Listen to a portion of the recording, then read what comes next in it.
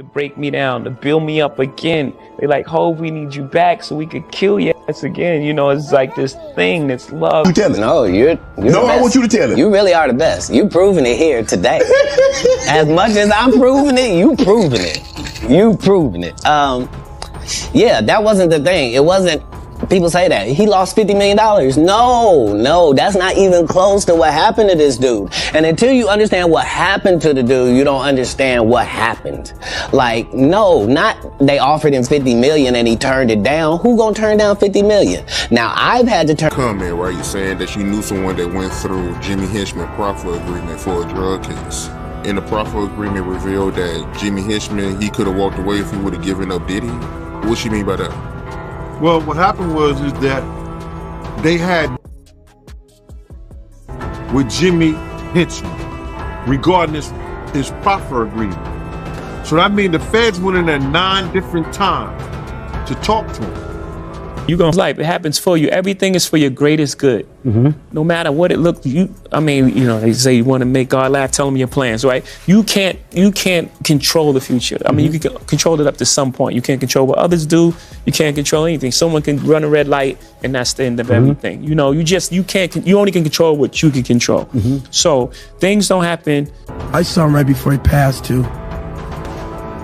Yeah, that's crazy. Never worked with him though. What did Tupac do? He did gang-related Poetic Justice. He did Juice. And he did a couple other things. He did a basketball. It's something with Jim Belushi. Remember they did the one thing? What did he do? Can you Above the Rim, Poetic Justice with Janet Jackson, which I thought it was great.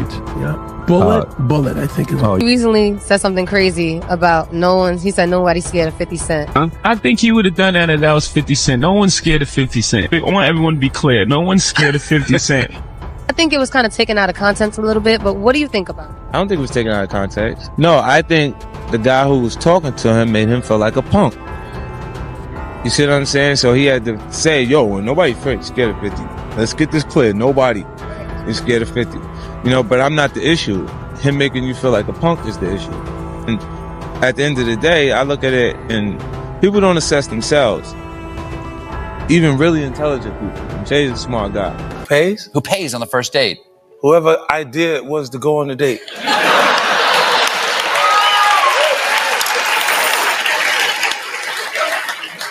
Can Crocs ever be cool? No, not even if Balenciaga make them this day. Nicki Minaj or Cardi B? Bothered you, then that's very hypocritical. And, you know, that's something within yourself. Because basically I was saying, you know, Michael Jordan, LeBron James is a great basketball player. He trains in the off season. If you want to be great, train in the off season like him. That's basic. Because there's certain people that was like big to me that didn't matter to other people. Like Roger from What's Happening. I remember I ran into him. It's me, Wesley Snipes, Don Cheeto, and Roger from What's Happening. First time I spent a lot of money on something was my grandmother. When I did the deal with M this time, I had money before and it kind of got away from me. 19 seasons. 19 seasons, that's right. Well, you know what my motto is to get rich or die trying. That was what I was here for. Yeah, right, yeah. The first show, the music was yeah, you loaded. You should feed me sometime. I would love to feed you. Yeah. What do you eat? What kinds of stuff do you like? Gang-related album soundtrack was actually good. I don't know if you've listened to the gang-related soundtrack. It was Not in a minute. Yeah, it was a really, really good soundtrack. Yeah. Cuba, with all this stuff that's coming up with Diddy and you're on one end, you know, 50 Cent is calling out Diddy and here's what he's doing and all this stuff, and they got the back and forth. Yeah. I got Suge on here. Look at this example. Look what happened. Yeah. And I got Suge on. Yeah, exactly. No question about it. What do you think's going on with all the stuff with Diddy, with Little Rod, with, you know, all the stories that everybody's hearing about? You mean in terms of what? I mean, you know, his house being raided. I mean, turned down $50 million 4 times. 4 times. Just to protect my integrity. Telling you about it. Right. Because P. Diddy be wanting to party. And you gotta tell him no. You got to tell him no. I did. I did. See, I got the receipts for everything I'm telling you. That's why I can say them so freely. I need to know what You know what I'm saying? He'll analyze other people and other things that they're doing and not actually look at what's happening to him and his transition and difference. But his actual, right now, he's in a real safe space. He created this real safe aura. This is why people walking on the stage and why shit is happening like that.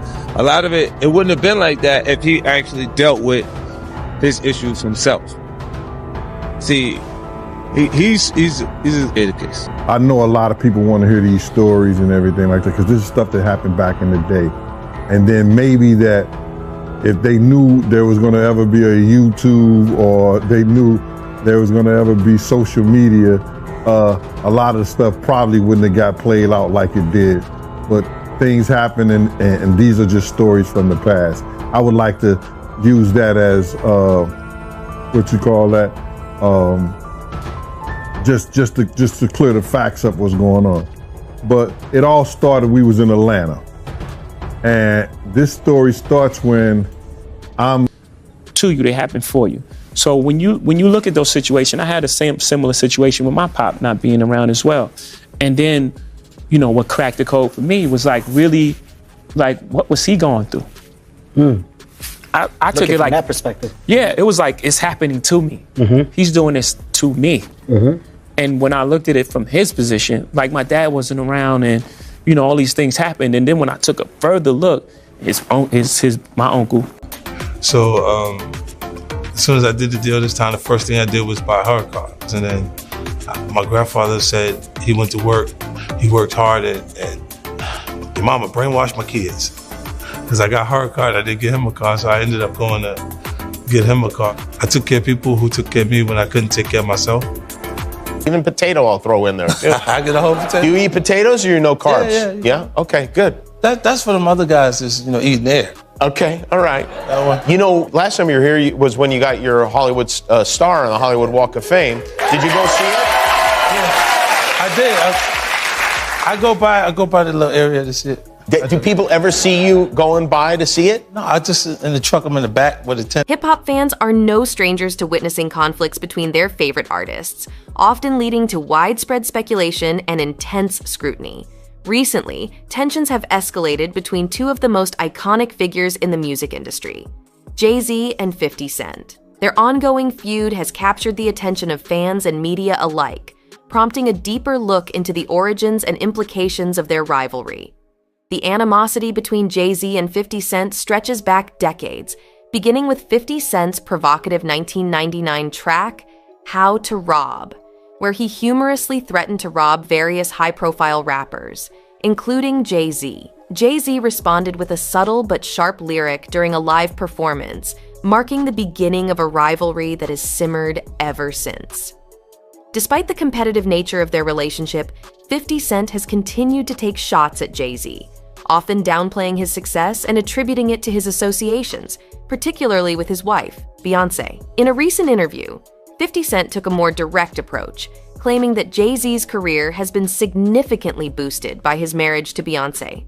He went as far as to suggest that the couple's influence within the industry is so powerful that even their children receive accolades like Grammy Awards without merit. These comments reignited discussions about the authenticity of awards in the entertainment industry and whether connections outweigh talent. But 50 Cent's criticisms didn't stop there.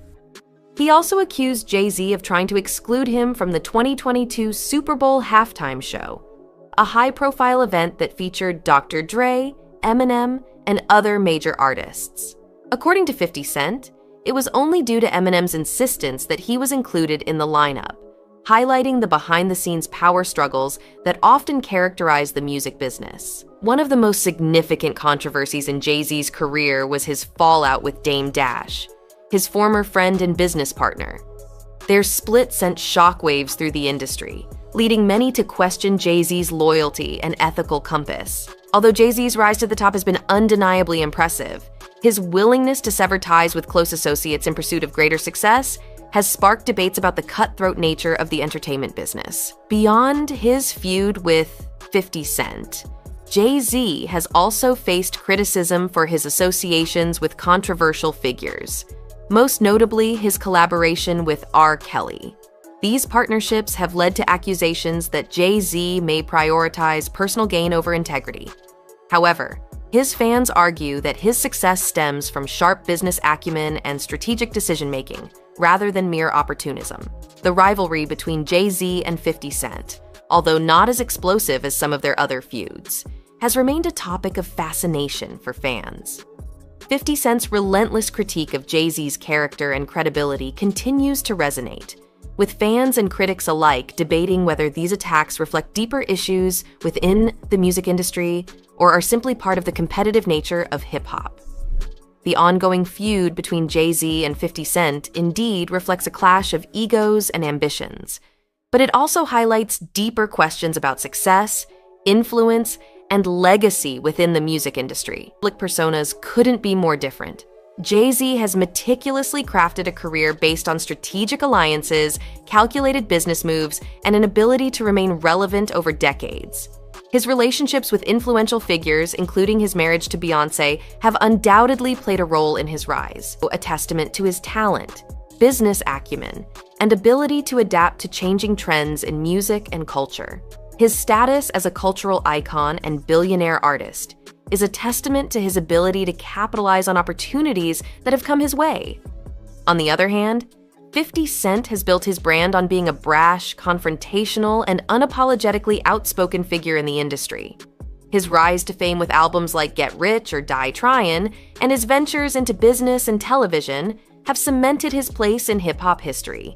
However, 50 Cent has often found himself overshadowed by artists with broader appeal and cultural significance, like Jay-Z.